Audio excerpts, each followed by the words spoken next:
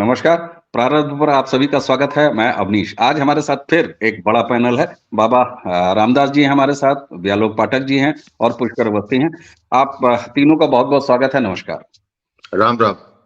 जी, दर्शकों, one nation one election प्रधानमंत्री नरेंद्र मोदी का जो एक प्रमुख कामों की लिस्ट है, उन कामों की लिस्ट में से एक ये भी काम है, जिसमें वो चाहते हैं कि देश में लोकसभा, विधानसभा और मजे की बात है सिर्फ यहीं तक नहीं ये सरकार रोकने की मंशा में दिख रही है, बल्कि निकायों के चुनाव और उसी के साथ-साथ पंचायतों के चुनाव, ये सारे चुनाव एक साथ हों। इस अवधारणा को लेके एक कमेटी बनाई गई, हमारे भूतपूर्व राष्ट्रपति कोविंद साहब की अध्यक्षता में। उस कमेटी ने कल राष्ट्रपति मुर्मू जी को वो रिपोर्ट सौंप दी है। तो लबो-लुआब कुल ये निकल के आता है कि 32 पार्टियां इसके सपोर्ट में हैं, लेकिन 15 पार्टियां इसके विरोध में भी हैं। कुछ जज, 2 हाई कोर्ट के जज इसके विरोध में हैं, तो 4 से 7 हाई कोर्ट के जज और सुप्रीम कोर्ट के जज जो हैं, वो इसके पक्ष में भी हैं। उसी के साथ-साथ अगर एक भूतपूर्व चुनाव आयुक्त इसके विरोध में है, तो 4 से 5 भूतपूर्व चुनाव आयुक्त ही इसके फेवर में है। तो मिक्स एक बात निकल के आ रही है, लेकिन ज्यादातर पार्टियां और नंबर्स जो हैं वो वन नेशन वन इलेक्शन के फेवर में अभी तक जा रही हैं। हालांकि 2 नेशनल पार्टियां इसके पक्ष में हैं, जबकि 4 नेशनल पार्टियां कांग्रेस और बाकी पार्टियों सहित ये इसके विरोध में है। क्या है पहले वन नेशन वन इलेक्शन और क्या है इसका फायदा? मैं चाहूंगा कि उद्घाटन कमेंट बाबा रामदास जी से शुरू हो। सर, इस देश में हमेशा चुनाव होते रहते हैं, इसके सामने ये one nation one election Modi ji के काम की लिस्ट की एक प्रमुख बात, कैसे देखते हैं इसको आप? अवनीश जी, 60 साल के जीवन में मैंने एक बात अनुभव किया है कि आप एक सभा बुलाइए, उस सभा में बोलिए कि यहाँ पे जितने लोग बैठे हैं निहायत शरीफ हैं, बहुत खानदानी लोग हैं, इनके माता पिता को मैं जानता हूं, ये बहुत ही सच्चरित्र लोग हैं, तो 2-4 ठो उसमें खड़ा हो जाएगा कि तुम ये कैसे बोला जी, तुम कैसे गारंटी लिया कि हम बहुत शरीफ आदमी हैं? हम न जानते हम कितना एमएमसी हैं, हम न अपने माँ बाप को जानते हैं, तुम कैसे बोल दिया? उसका भी लोग विरोध कर देंगे। तो विरोध तो सर इस धरती पे होना है, उसकी तो चिंता करनी ही नहीं चाहिए। इसलिए ये मत गिनाइए कि फलानवा पक्ष में है, फलानवा विरोध में है। विरोध करने वाला तो इसका भी विरोध करेगा कि हम उसको बोलते हैं कि इनकी माताजी बेहद सच्चरित्र हैं, उस पर भी विरोध आ जाएगा। कैसे कैसे बोल दिया जी तुम? खैर, तो 67 तक, 52 में पहला इलेक्शन हुआ, 67 तक इस देश में वन नेशन वन इलेक्शन ही होता था। और मैं हमेशा से कहता हूं कि इस देश में आज जितनी भी गंदगी है, जितना भी अनाचार, दुराचार, भ्रष्टाचार, जितना भी आचार है, ये सब आचार और सब रायता जो है कांग्रेस का फैलाया हुआ है। 67 तक वन नेशन वन इलेक्शन बहुत बढ़िया तरीके से चल रहा था। फिर इंदिरा जी जो है आई और लगी राज्य सरकार पे राज्य सरकार बर्खास्त करने, हैं सारा ये आज जितनी भी गंदगी घोली हुई है सब कांग्रेस पार्टी की घोली हुई है। खैर चलिए, कोई तो आया जिसने इस देश की सुध ली है और एक अच्छी, अब मुझे आज समझ में आया है कि वो 377 सीट, सर वैसे 367 बोले थे मोदी जी या 377 बोले थे? आप लोग कहते 370, नहीं 370 एक बड़ा सिंबॉलिक नंबर है। नहीं सर, 377 सीट चाहिए सर। 377 का सिंबॉलिज्म ज्यादा स्ट्रॉन्ग है। देखिए ऐसा है, आप उनको 376 दे दीजिएगा तो भी मोदी जी स्वीकार कर लेंगे, 377 दे दीजिएगा आईपीसी के हिसाब से अगर आप कह रहे हैं तो वो भी मोदी जी को। और एक चीज बताऊं, 4 न्यूमरोलॉजी में मैंने पता लगाया है 377 का अंक ज्यादा शुद्ध पवित्र है, कुछ है उससे ज्यादा, मतलब लॉ एंड ऑर्डर दुरुस्त करने में 377 ज्यादा कामयाब है। तो 377 सीट जो मोदी जी मांगे हैं या हम लोग को देना है, वो चाहे कितना मांगे हम लोग को 377 देना है। वो क्यों देना है? तो आज मुझे पता है सर 3 किस्म की मेजॉरिटी चाहिए होती है संविधान संशोधन करने के लिए। एक सिंपल मेजॉरिटी से भी हो जाता है, एक एब्सोल्यूट मेजॉरिटी चाहिए होता है, एक कोई स्पेशल मेजॉरिटी भी होती है। उसमें बोलते हैं कि absolute majority with 50% of the state legislatures. तो इस प्रकार का संविधान संशोधन करने के लिए मोदी जी को आधी से ज्यादा राज्य, देश की आधी से ज्यादा राज्य सरकारें और एब्सोल्यूट मेजॉरिटी शायद 2/3 वाली जो है, उससे जो संविधान संशोधन होगा। तो सर एक बात बताऊं, ये बहुत ही शानदार रिफॉर्म होगा और ये देश का कायाकल्प कर देगा। और I think the biggest reform required today in this country is one nation one election, क्योंकि हमारा देश तो 24 घंटा इलेक्शन मोड में रहता है। तो यार कुछ तो आराम दो। अच्छा एक बात बताइए, राहुल जी बेचारा, पहले आप लोग जो है कन्याकुमारी से बेचारे को कश्मीर तक पैदल चलवा दिए और अब जो है उधर पता नहीं कहां से अटक से कटक चलवा रहे हैं। अरे यार अगला थक गया है, अगला जाएगा बैंकॉक मालिश वालिश कराएगा, कहीं जाएगा, छुट्टी मनाएगा। साल भर से आप लोग बेचारे चलवा रहे हैं लड़के को। वन नेशन वन इलेक्शन में क्या है, 2 महीना लड़का घूमेगा। अखिलेश जी हैं अपने, और जितने ये सब जो हैं डायनेस्टी पुत्र हैं, क्यों आप मतलब क्या चाहते हैं, बच्चे की जान मारेंगे आप लोग हर 2 महीना पे इलेक्शन करवा के? सर एक बार इलेक्शन कराइए, 4.5 साल तक ही लड़का लोग फुर्सत में रहेगा। कोई बैंकॉक जाके मालिश करवाएगा, कोई विपासना करेगा, कोई कुछ करेगा। मोदी जी अपना देश चलाते रहेंगे। सर बहुत अच्छी बात है, पक्का होना चाहिए। देखिए मैंने 4-4.5 मिनट में कंक्लूड कर दी अपनी बात। बिल्कुल, बिल्कुल। बहुत-बहुत धन्यवाद आपको। अच्छा पुष्कर जी आपकी तरफ आते हैं। देखिए 191 दिनों में ये रिपोर्ट तैयार हुई है और लगभग 18,500 पेज हैं इस रिपोर्ट में पूरे। और बड़ी वर्सेटाइल कमेटी रही है, उसकी बड़ी वर्सेटाइल फाइंडिंग भी रही है। कुल 47 पॉलिटिकल पार्टियों से इन लोगों ने कंसल्ट किया, उसमें से 32 खैर इसके फ़ेवर में हैं और बाकी फ़ेवर में नहीं है, वो अलग इश्यू है। फ़ेवर में होना, फ़ेवर में नहीं होना, इस पर बाबा रामदास जी ने बहुत अच्छी बात की। जिस लोकतंत्र में हम लोग जी रहे हैं और जो भारत में 2014 के बाद का जो माहौल हो गया है, कि कुछ भी हो, नरेंद्र मोदी की सरकार अगर उसको कर रही है, करने जा रही है, तो उसका विरोध मात्र विरोध के लिए भी होना एक फैशन हो गया।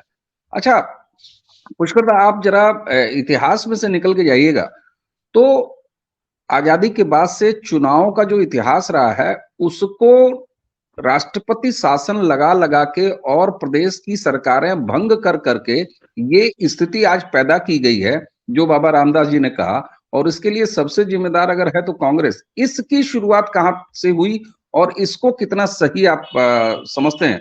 क्योंकि आज अगर इस देश में साल भर चुनाव चलने की परेशानी आ रही है और वन नेशन वन इलेक्शन जैसी चीज करने की जरूरत पड़ रही है, तो ये खाना खराब किसने किया?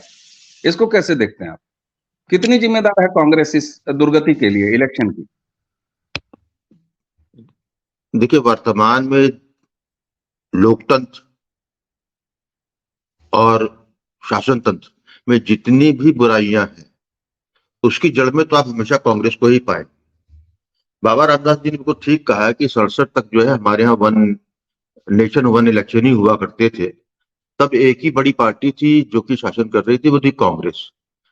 60s में आकर जो है कांग्रेस की ग्रिप कमजोर हुई और 67 में आके कुछ प्रदेशों में संयुक्त अपोजिशन ने जो है गठजोड़ करके जो है सरकार बनाई। वहां से जो है तारतम्य बिगड़ना चालू हुआ। उत्तर प्रदेश में संयुक्त विधायक दल बना, कोई दल नहीं बना था, बस अपोजिशन वाले सारे विधायक जो है आपस में मिल गए थे और सरकार बना ली थी और कुछ समय के लिए चली थी। वहां के बाद जो म्यूजिकल चेयर चालू हुई और उसके बाद जो है तारतम्य जो है बिगड़ गया। और जो तारतम्य बिगड़ा तो आप भी जानते हैं कि चुनाव जो है खर्चीला, कहीं भी चुनाव होता है, चाहे यहाँ हो चाहे विदेश में हो, किसी भी अच्छी से अच्छी डेमोक्रेसी में जहाँ इलेक्शन होता है वहां पर जो है फंडिंग होती है, बिना पैसे के चुनाव नहीं लड़ा जा सकता। अब क्योंकि इतने चुनाव हो रहे बराबर हो रहे, तो जितना जो करप्शन एक होता था ब्लैक मनी का, वो सब जो है चुनाव जो है उसको जो है सुरसा की तरह लीलता था इसीलिए हम लोग अब लोग भूल गए होंगे इस बात को। 2014 तक ये कहा जाता था, ये प्रूवन फैक्ट भी था कि जब चुनाव आता है तो चुनाव के बाद मुद्रास्फीति बढ़ेगी और महंगाई बढ़ेगी।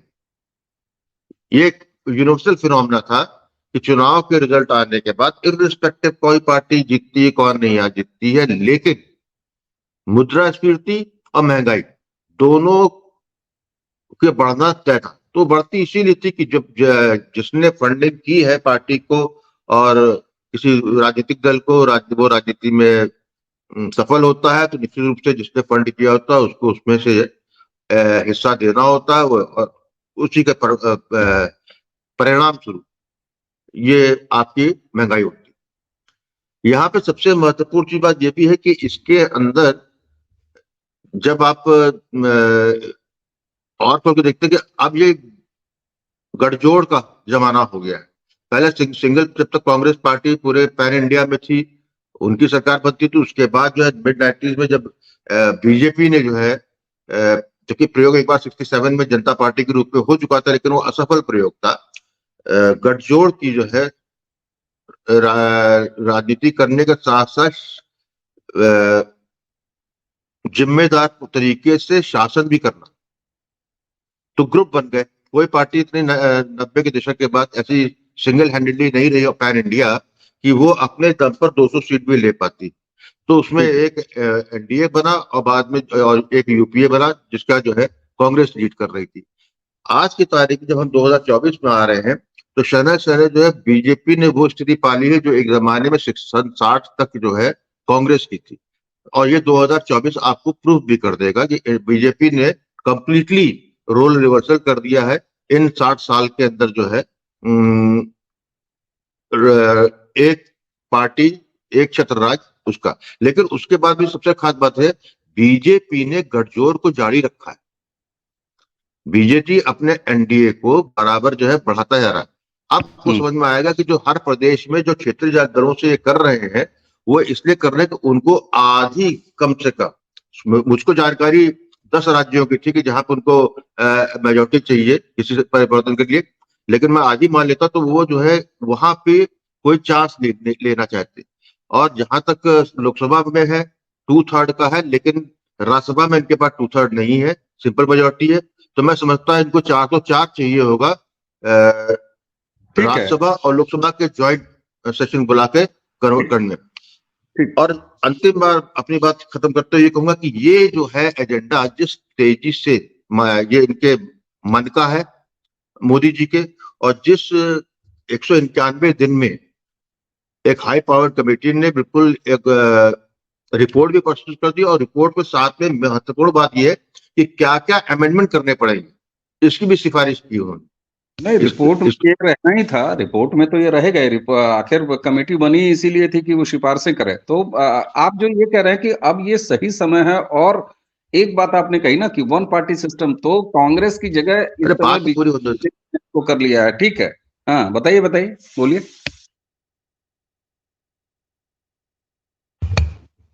क्या बात पूरी कीजिए। नहीं, बात पूरी होगी, आगे बढ़ो।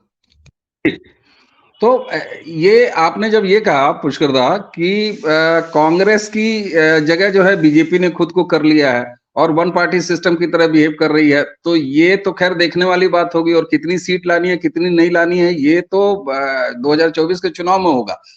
अभी कम से कम चुनाव से पहले तो वन नेशन वन इलेक्शन होने नहीं जा रहा है। एक चीज आपने जब बात कही कि क्षेत्रीय पार्टियों को जो है उसकी वजह से भी ये अलग अलग स्टेट में अलग अलग समय पे इलेक्शन होने का सिलसिला बढ़ गया, तो ये क्षेत्रीय दलों की यही शिकायत है। तमाम क्षेत्रीय दल जिन्होंने इस वन नेशन वन इलेक्शन का जो विरोध किया है और जो विरोध कर रही हैं, उनकी शिकायत ही यही है कि भाई साहब ये तो हमारा फ्यूचर, हमारा मुस्तकबिल, हमारी राजनीति खत्म हो जाएगी। तो इस क्षेत्रीय दलों के इस आरोप पे आप क्या कहेंगे? मेरे ख्याल से क्षेत्रीय दलों के इस प्रतिक्रिया में यही कहूंगा कि इसका कोई अर्थ नहीं है कि जितनी क्षेत्रीय दल जो है इसके विरोध में है वो सब इंडिया ग्रुप के साथ में है तथाकथित, और बहुत सी क्षेत्रीय पार्टियां जो एनडीए वाली है उसका समर्थन कर रही है। तो ये इसका कोई मुझे कोई बहुत ज्यादा इफेक्टिव चीज आर्गुमेंट मुझे ये नहीं लगता है। हाँ, एक बात सत्य है कि जो है कंसोलिडेशन पार्टियों का जरूर होगा।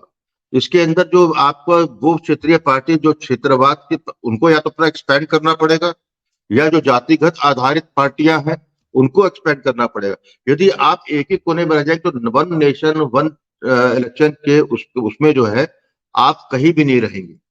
आपको जो है you have to choose it, उसके अंदर जो है अपनी खुद ही इलेक्टोरल महत्वाकांक्षा को बढ़ानी पड़ेगी, या आपको जो है शनै शनै आप जो है, क्योंकि ये आई कैसे थी, आई भी तो 67 में जो है 60s तक जो है, या 70 में देखा जाए तो ये तो क्षेत्रीय पार्टी को थी नहीं, पहली द्रविड़ वहां से निकली थी द्रविड़ आइडियोलॉजी को लेकर तमिलनाडु में। बाकी जब जब जब कांग्रेस ने बदमाशी की, कांग्रेस ने जो है जो हाईकमांड का कल्चर था ऊपर से थूकने का कल्चर किया, उससे जो है राज्यों की अस्मिता हर्ट हुई, उनके सेंटिमेंट हर्ट हुए, उसको इनकैश जो है कुछ लोगों ने किया और उन्होंने क्षेत्रीय पार्टी बना ली, और धीरे धीरे वो एक पार्ट ऑफ इलेक्टोरल प्रोसेस हो गया। मैं समझता हूँ कि जिसमें एक संभावना है, लेकिन समय काल के साथ चीज बदलती है, तो वो करेक्टर भी जो है बदलेगा इसके अंदर, तो उसका कोई अर्थ नहीं। ठीक ठीक ठीक, ये भी मजेदार चीज है कि क्षेत्रीय पार्टी अगर कांग्रेस के साथ है तो फिर उनकी क्षेत्रीयता ठीक है, और अगर वही क्षेत्रीय पार्टी जो है बीजेपी के साथ आ जाए तो उनकी क्षेत्रीयता नहीं ठीक है। जबकि एनडीए ज्यादा डाइवर्सिफाई अपने आप को करके चलता है, ये भी देखने वाली बात होगी कि उनका इंटरेस्ट किसमें है। अच्छा व्यालोक भाई, ये बताइए कि ये क्षेत्रीय पार्टियों वाली जो बात है जिनके विरोध का, उससे मैंने एक बात निकाली है कि कहीं ऐसा तो नहीं है कि ये डर क्षेत्रीय पार्टियों को, खासतौर से मैं तमिलनाडु ले चलूं, पुष्कर जी ने कही दिया है जब, तो वहां जो स्टालिन वाला जो पूरा गिरोह है, ये लोग करते क्या है कि अलग अलग राज्यों में देखिए तो वहां के लोकल सेंटिमेंट पे ये विधानसभा चुनाव निकाल ले जाते हैं, लेकिन जब लोकसभा के साथ कोई चुनाव होता है और खासतौर से 2014 के बाद, तो वहां पर मोदी की वाइडर इमेज और देश के तमाम मामले, उसमें इन क्षेत्रीय पार्टियों को, और खास तौर से जो जातिवादी पार्टियां हैं जो खास पोलराइज करती हैं रीजनल मामलों को, उनके नुकसान होने की संभावना है, इसलिए ये विरोध कर रहे हैं कि सारे मुद्दों का राष्ट्रीयकरण हो जाएगा, कोई स्थानीय छत्रक जो है वो लालूप्रसाद दे नहीं पाएगा, चाहे बिहार में हो, चाहे उत्तर प्रदेश में हो, चाहे तमिलनाडु में हो, चाहे और भी जगह हैं। खतरे और भी सारे हैं। खतरा केवल ये नहीं है कि क्षेत्रीय दल खत्म हो जाएंगे, और क्षेत्रीय दल खत्म होने शुरू हो चुके हैं। आप अगर देखेंगे तो 2014 के बाद एक बड़ा बदलाव जो आया है जनता जनार्दन के मूड में, कि वह बिल्कुल साफ साफ जनादेश दे रहे हैं। खंडित जनादेश बहुत कम जगह पर देखने को मिला है, या शायद मिला भी नहीं है। चाहे किसी विधानसभा में देखिए, वो कांग्रेस को जिताएं, स्टालिन नाम के रोग को जिताएं, वायरस को जिताएं, किसी को भी जिताएं, लेकिन वो पूरा जनादेश देते हैं। अगर वो राजस्थान में विधानसभा चुनाव में कांग्रेस को जिताते हैं तो पूरा जनादेश दे देते हैं। अगर लोकसभा में जिताते हैं तो भाजपा को पूरी तरह से बम बम करके दे देते हैं। तो ये एक बड़ा मोड़ आया है। और 89 से लेके 96 तक जो देश की दुर्दशा रही, वो इसीलिए रही खास तौर से क्योंकि मुझे 89 से 96 बिल्कुल साफ तौर पर याद है। उसके पहले दद्दा और दादा बताएंगे उसके पहले की कहानी, क्योंकि मैं उस वक्त की बातें नहीं जानता हूँ, मतलब याद नहीं है, सुनी सुनाई बातों पर क्या कहना। 89 से 96 तक इस देश की दुर्दशा इसलिए भी रही कि बहुत खंडित जनादेश आया रहा है। अटल बिहारी वाजपेयी जैसे नेता की सरकार 22 दलों के घोड़ों की लंगड़ी सरकार कही जाती थी। और आपको याद होगा कि उनको अक्सर कहा जाता था कि ये कवि हृदय बूढ़े जो हैं वो तो केवल 2 महिलाओं के चक्कर में ही फंसे रहते हैं। एक थी ममता बानो और एक थी जयललिता। और आखिरकार उनकी सरकार एक बार एक वोट से गिरी भी, तो किसने गिराई वो भी पता है। गिरधर गमांग को बुलाया गया, वो जबकि संसद सदस्य भी नहीं थे उस समय शायद, या बाद में चले गए थे। तो वन नेशन वन इलेक्शन की सबसे बड़ी चीज जो मैं देखता हूं, और 2024 के बाद बहुत सारी चीजें और भी होने वाली हैं, और इसलिए ये केवल शुरुआत है। आप देखिए कि परिसीमन का काम बहुत दिनों से लटका हुआ है। इतनी बड़ी संसद, 25 में इतनी बड़ी संसद जो बनाई है मोदी जी ने, जो विरोधी कहते हैं कि उन्होंने अपनी सैरगाह बनाई है, ऐशगाह बनाई है, जो भी, तो 800 सीटें लगभग हो जाएंगी लोकसभा की। राज्यसभा की भी बढ़ेंगी। आपके यहाँ 2011 से इलेक्शन नहीं हुआ है, बहुत सारी टूट फूट होगी, लेकिन इस टूट फूट में भी उत्तर भारतीय राज्यों का पलड़ा भारी ही रहेगा। भाई 80 से 120 सीटें हो जाएंगी यूपी में, बिहार में 40 से 60 हो सकती हैं, लेकिन तमिलनाडु, कर्नाटक और बाकी जो दक्षिणी राज्य हैं, वो जो बार बार इस तरह की जहर खुरानी करते हैं या जहर की खेती करते हैं, उनका यही कष्ट है कि कई जगह घट रही। लोकतंत्र जो है वो तो संख्या बल का खेल है। हम्म, जमहूरियत एक तर्ज हुकूमत है कि जिसमें बंदों को गिना करते हैं, तोला नहीं करते। तो तोलने की तो बात है नहीं भाई, बंदों को गिना जाए। तभी तो हमारे यहाँ ओवैसी रजाकार भी संसद में बैठता है। हमारे यहाँ जिस मुस्लिम लीग ने भारत माँ के 2 टुकड़े किए, उसके भी नुमाइंदे बैठते हैं, और बैठते ही नहीं है, पूरी ठसक के साथ अपनी बात भी कहते हैं। तो अगर आप लोकतंत्र को देखेंगे वैसे, तो इसके अप्स भी हैं, डाउन्स भी हैं, लेकिन इसके बावजूद अभी तक इस देश में या पूरी दुनिया में जो उपलब्ध संस्करण है लोकतंत्र का, उसमें आप ठीक ही जा रहे हैं और उस हिसाब से ठीक ही आपका प्रदर्शन है। लेकिन वन नेशन वन इलेक्शन जो होगा, उससे कांग्रेस के कई सारे पाप धुलेंगे। मुझे एक ही बात याद आती है, 1992 में तथाकथित मस्जिद, जिसे हम लोग ढांचा कहते हैं, ढांचा ढहा गया। मान लीजिए कि चलिए कल्याण सिंह ने ढहवा दिया, ठीक है, आपने कल्याण सिंह की सरकार को बर्खास्त कर दिया। मध्य प्रदेश की सरकार ने आपका क्या बिगाड़ा था? और 4 भाजपा सरकारें उस समय बर्खास्त की गई थी, किस बिना पर? आप कौन है?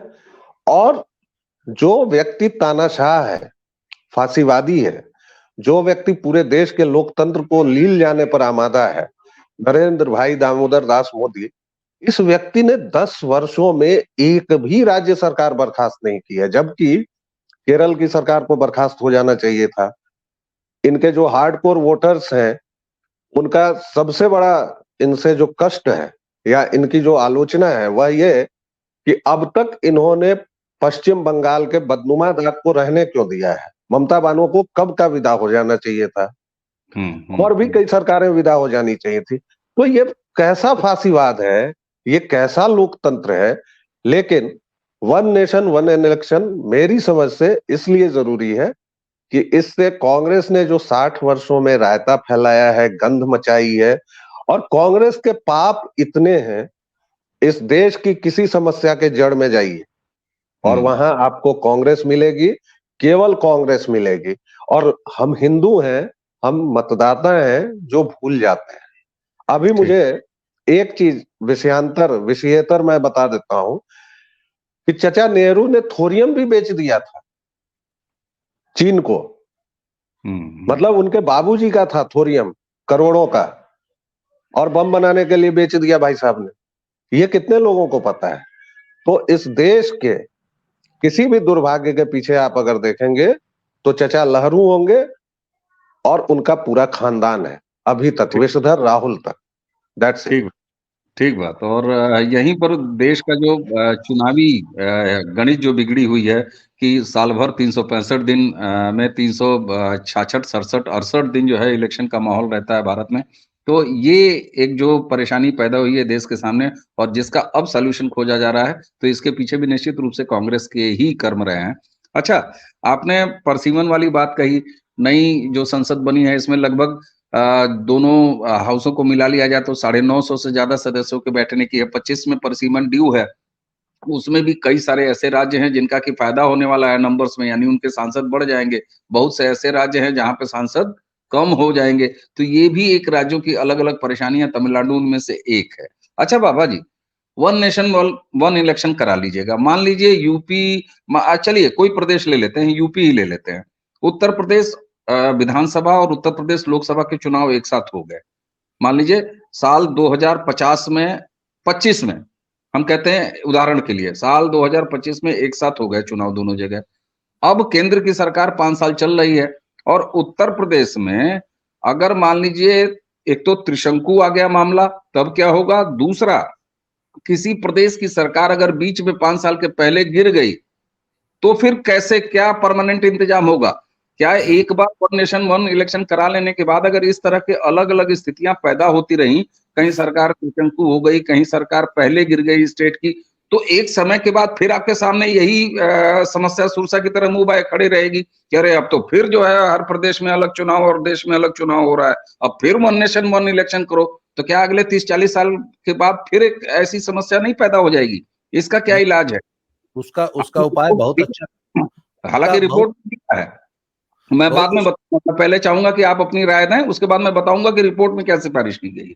हाँ, रिपोर्ट में मैं बता देता हूं कि उन्होंने बोला है कि एक तो जब हंग असेंबली आती है तो जोड़ तोड़ करके समर्थन लेके सरकार तो बन ही जाती है। खुदा न खास्ता अगर वो बीच में गिर गई तो उन्होंने कहा है कि जो नया इलेक्शन बाई इलेक्शन होगा वो बची हुई अवधि के लिए ही होगा। अगर तो मात्र 2-4-6 महीना या तो मैं कहता हूं साल भर भी अगर बचा है तो राष्ट्रपति शासन लगा के काम चलाया जा सकता है, या जो बची हुई 2-2.5 साल 3 साल की अवधि है उसके लिए ही वो नई जो विधानसभा चुन के आएगी वो उसके लिए होगी। और सर एक बात और बताऊं आपको, जब पार्टियों को मालूम होगा कि अभी 1 साल बाकी और 1 साल राष्ट्रपति शासन में रह के हुई, तो ये लोग अपने आप में सुधार भी करेगा ना। और 28 तो स्टेट है, ऐसा सब में तो हो नहीं जाएगा। अरे एकाक ठो ही ना होगा, एकाक ठो 2 ठो हो जाएगा तो उसमें बाई इलेक्शन हो जाएगा। पर यहां तो हर 3 महीना पे जो है भारत इलेक्शन मोड में जाता है, हर 3 महीना पे। तो ये एबरेशंस होंगी सर, इसकी व्यवस्था। और ये इतना बड़ा चैलेंज नहीं है कि भैया मध्यावधि चुनावों में क्या होगा, मध्यावधि चुनाव हो जाएगा, कोई दिक्कत नहीं, एक आध स्टेट में हो जाया करेगा। और कुल मिला के सर मैं इतना मानता हूं कि जो पार्टियां विरोध कर रही हैं ना, एक तो इंडी अलायंस वाले सब विरोध कर रहे हैं।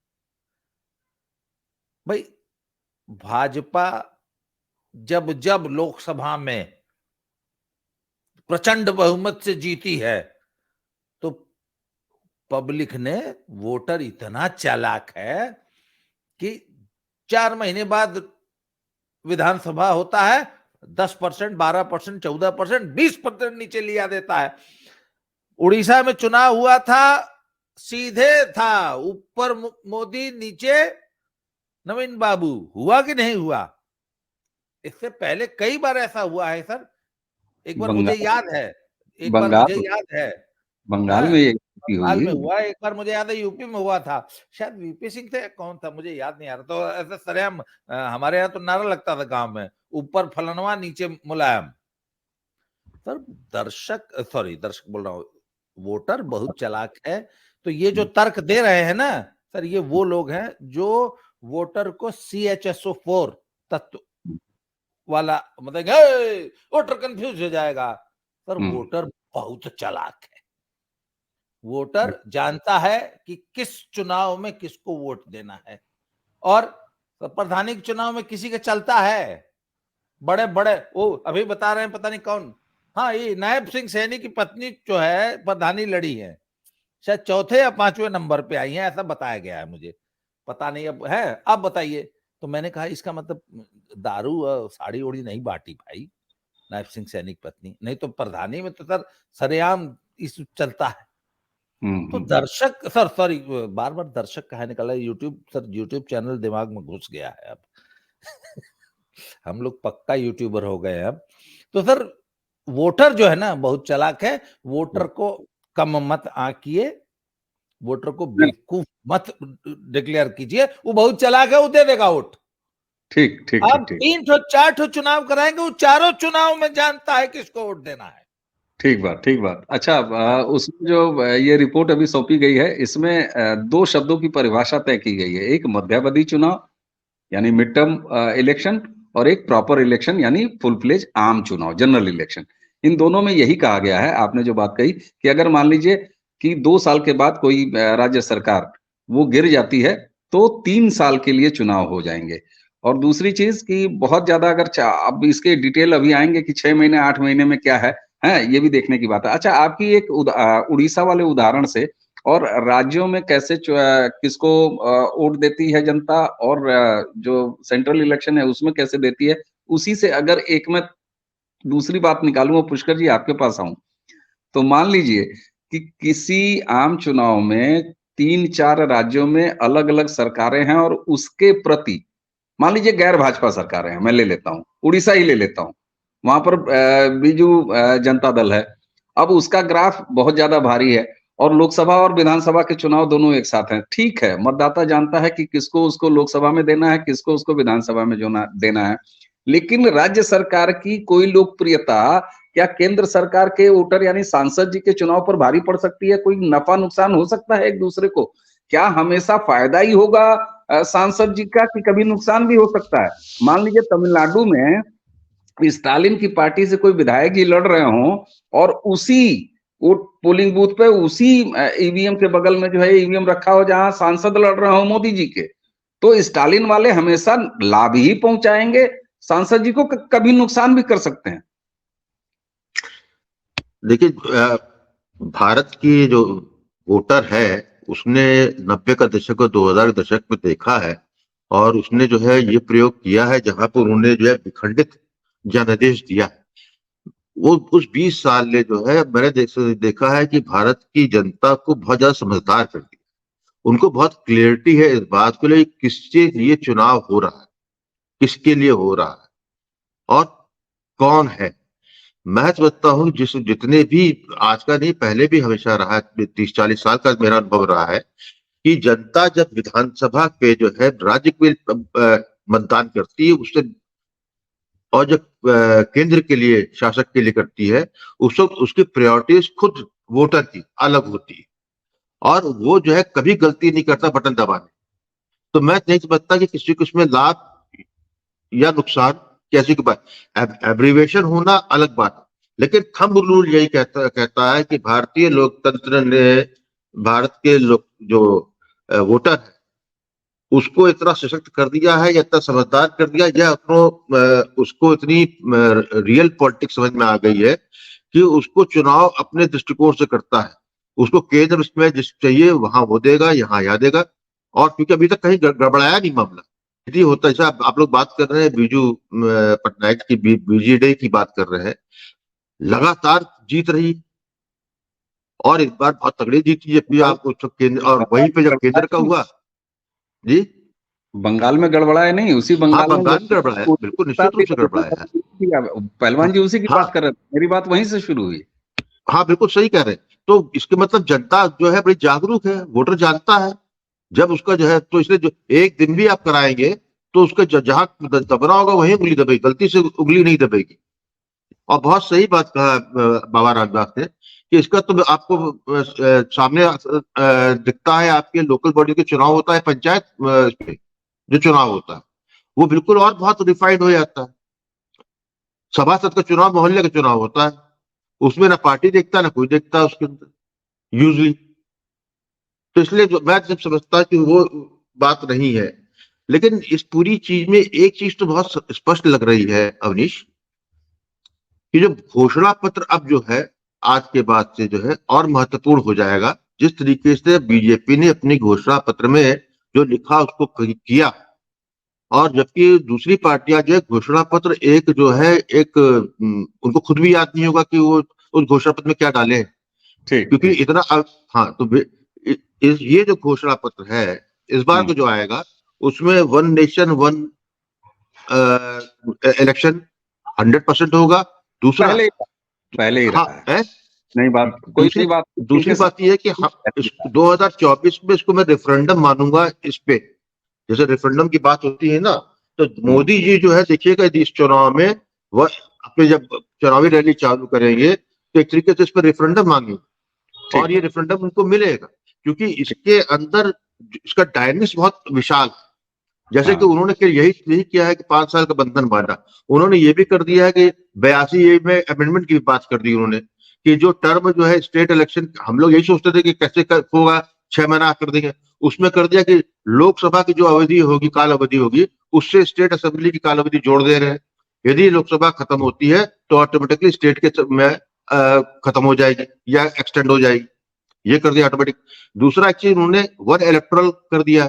हमारे आप जानते ही हैं, राज्य की अलग मतदाता सूची होती है, लोकसभा की अलग होती है, नगर निगम की और होती है।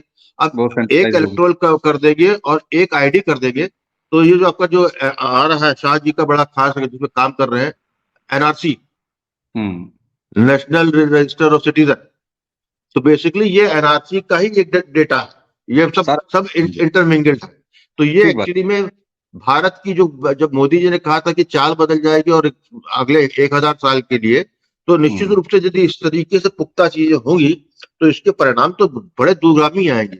बिल्कुल, अब वो बात इसलिए समझ में आती है कि दूरगामी इसके नतीजे इस तरह से होंगे कि एक तरफ एनआरसी, दूसरी तरफ one nation one election, single electoral, तो ये सारी चीजें इस तरह से जा रही हैं कि जितने भी लूप होल्स हैं, जितने भी हैं, वो सारे गैप जो हैं वो खत्म होंगे। का मामला एक तरफ से सिंक्रोनाइजेशन की तरफ जाता हुआ दिखाई दे रहा है, जहां पर मुझे लगता है कि चुनाव सुरक्षित भी होंगे। क्यों वैलोक भाई? सुरक्षित चुनाव की तरफ बढ़ता हुआ ये पूरा वन नेशन वन इलेक्शन मामला जा रहा है, क्या कहेंगे आप? आप म्यूट है सर।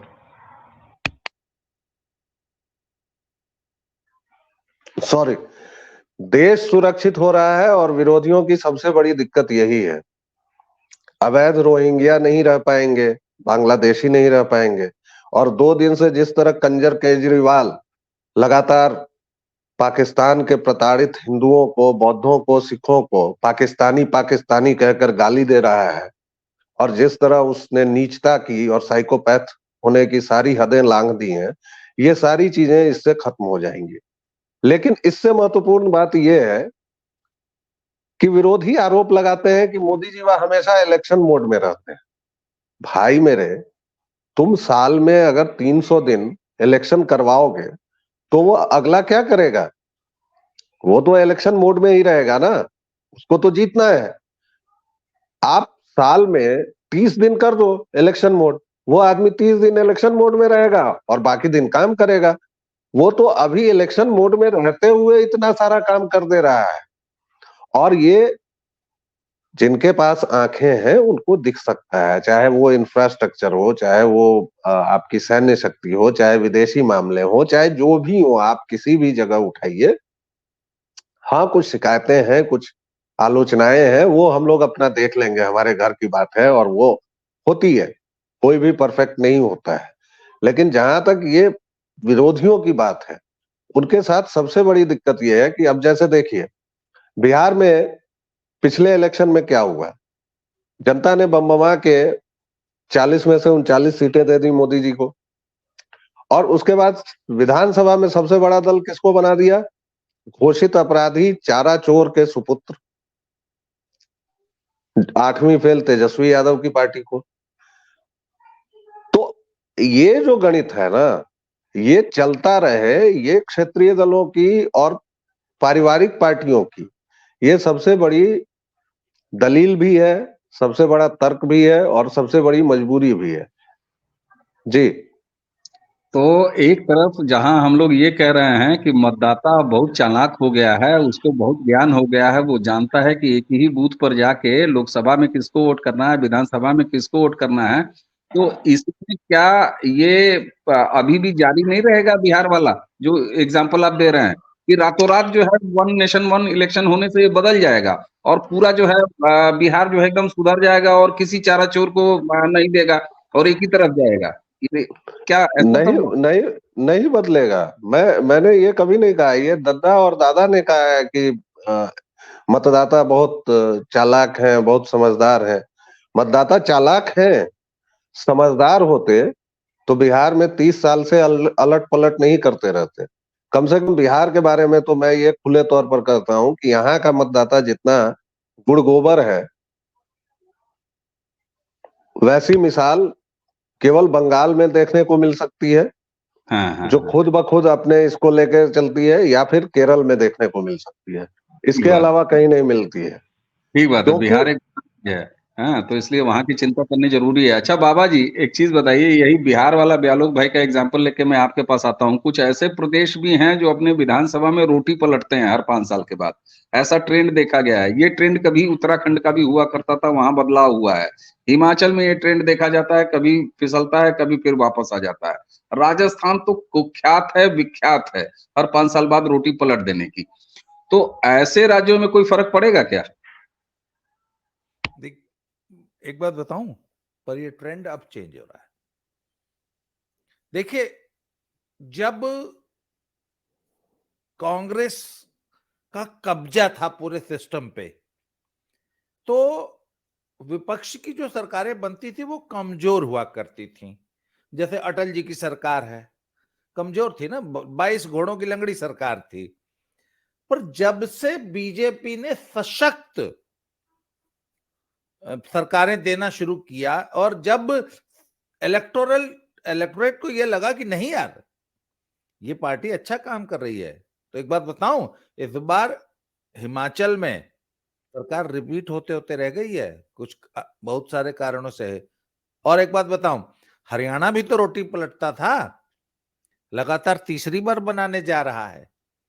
और एक बात और बता दूं, पिछले चुनाव में अगर कौन राम महारानी साहिबा जो थी, राजस्थान वाली, हाँ, अगर वसुंधरा। वो अंगद की तरह पैर जमा के न खड़ी हो गई थी और टिकट काटने 117 विधायकों का टिकट नहीं काटने दिया था उन्होंने, तो मोदी जी ने कहा कि ठीक है, हारते हो हार जाओ, पर लोकसभा डिस्टर्ब नहीं होनी चाहिए। नहीं तो अगर वसुंधरा जी का इलाज पार्टी कर पाती तो सर भाजपा राजस्थान में रिपीट करती, रोटी नहीं पलटती। मध्य प्रदेश में 15-20 साल तक रोटी नहीं पलटी, यूपी में नहीं पलटी। तो सर ये रोटी पलटने वाला ट्रेंड, जैसे जैसे सशक्त सरकारें जो कि गवर्नेंस पे काम कर रही हैं, जो डिलीवर कर रही हैं, जिनकी डिलीवरी अच्छी है, सर ये रोटी पलटने वाला ट्रेंड चेंज हो रहा है बहुत तेजी से। और जो इक्का दुक्का स्टेट बचे उनमें भी हो जाएगा। और आप देख लीजिएगा, ये लोग एक सीट के लिए तरस जाएंगे। मतदाता इतना चालाक हो गया है। बिल्कुल बिल्कुल, मतदाता हम चारों यहाँ बैठे जो बात कर रहे हैं, हम भी वोटर ही हैं, हम भी मतदाता हैं, हम भी उसी जमात से आते हैं। तो निश्चित रूप से हम लोग चारों मूर्ख नहीं हैं, हम लोग बहुत ज्ञानी हैं और बहुत समझदार लोग हैं।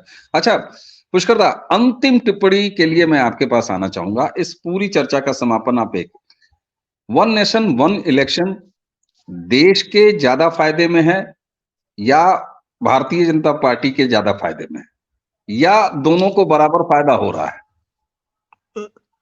देखिए, वन नेशन वन इलेक्शन, लीजिए एक सवाल, बाकी पार्टियों को भी फायदा होना ही होना है इससे, ये भी देख रहे हैं क्या? बिना मतलब विरोध कर रहे हैं?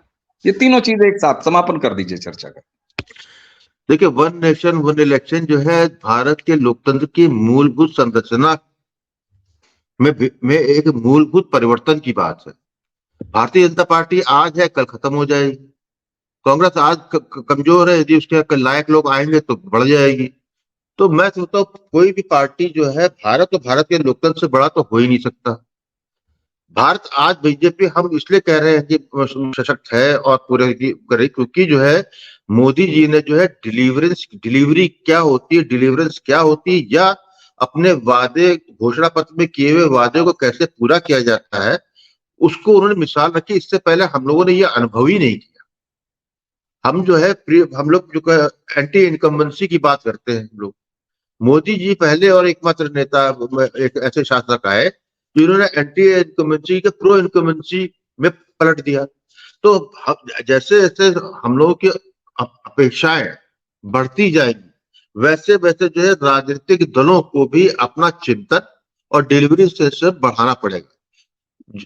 इसलिए जो है ये बिल्कुल मुझे नहीं लगता कि ये जो किसी एक दल के सशक्तिकरण का को फायदा होगा या नुकसान। हाँ, आज की तारीख में, क्योंकि मैं पिछले कई बार कहता हूँ कि विपक्ष स्वयं में इतना ज्यादा अपने आप को निकम्मा सिद्ध कर चुका है कि उनका भविष्य नहीं। हाँ, वन नेशन वन इलेक्शन एक नए विपक्ष की भी तैयारी कर सकता है, क्योंकि ऐसा तो हो नहीं सकता कि इतना नालायक विपक्ष आप होते चले जाए। जो आज विपक्ष देख रहे हैं, मैं 2024 के बाद और ये वन नेशन वन इलेक्शन जब आएगा तो जो पहला प्रयोग है उसमें विपक्ष और साफ हो जाएगा। ठीक ठीक ठीक।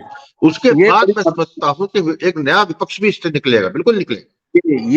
ये सबसे इंपॉर्टेंट बात, इसके आगे तो मैं आपको रोक रहा हूँ। ये बहुत बड़ी बात आपने कही कि वन नेशन वन इलेक्शन का एक नया जो है वो उपज ये हो सकती है कि इस देश में नया विपक्ष आ सकता है।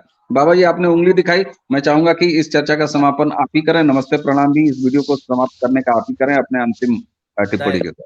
डायनेस्टी पॉलिटिक्स बहुत तेजी से खत्म हो रही है। ये जो लकी स्पर्म और जो ये ना ये जितने डायनेस्ट्स थे उनको जनता पहचान रही है और रिजेक्ट कर रही है, और आपको ये ट्रेंड पूरे देश में दिखाई देगा। और मैंने देखा कि बहुत अच्छे लीडर्स भी अल्टीमेटली डायनेस्ट बन गए। जो लोग अपनी ईमानदारी सादगी के लिए जाने जाते थे, ममता बनर्जी जैसे लोग, वो भी अंत में अपने भाई भतीजे को ही ले आए आगे। तो सर ये जो अब जनता इसको समझ गई है सर, और ये आप देख लीजिएगा, ये वन नेशन वन इलेक्शन के साथ डायनेस्टी पॉलिटिक्स भी खत्म होगी और वही दल सरवाइव करेगा जो अपने यहां रियल टैलेंट को नर्चर करेगा। आप देख लीजिएगा। बहुत बड़ी बात कुल मिला के ये एक आज की चर्चा की जो उपलब्धि रही, उस उपलब्धि में यही है कि एक तो समझने का प्रयास किया गया कि वन नेशन वन इलेक्शन दरअसल है क्या, इसके कॉम्प्लिकेशंस क्या क्या हैं, कैसे कैसे ये संभव हो रहा है और कितना फायदे में है देश के और खास तौर से पॉलिटिकल पार्टियों के।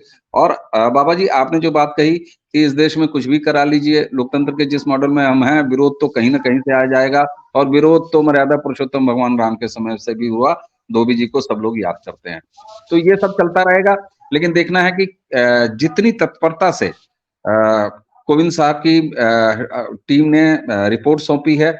अच्छा एक चीज, अब ये मैं आप लोगों से इसलिए नहीं पूछा कि आप लोगों में से कोई भी कम से कम संविधान विशेषज्ञ नहीं है और हम भी नहीं है, तो ये चीज देखना पड़ेगा। व्यालोक भाई कुछ आइडिया हो तो बताइएगा, दर्शक जरूर ये जानना चाहेंगे कि रिपोर्ट अभी सीधे राष्ट्रपति जी को सौंपी गई है, तो क्या अब इसको इम्प्लीमेंट करने के लिए संसद में कोई कानून लाने की आवश्यकता पड़ेगी कि सीधे सीधे राष्ट्रपति जी की एक अधिघोषणा हो जाएगी, अगर किसी को पता हो तो एक लाइन में?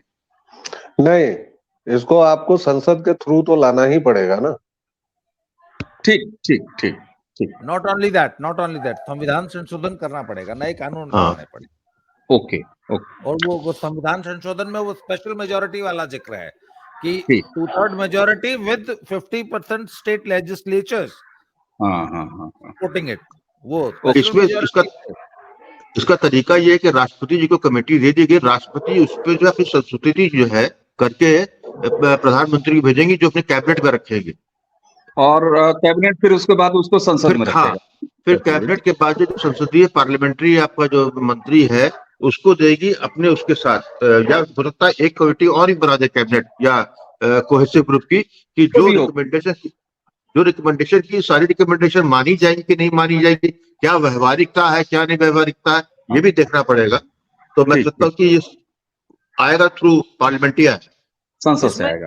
तो एक चीज हम लोग डिस्कस करना भूल गए थे, ये 2 चरणों में इम्प्लीमेंट करने की बात कही गई है।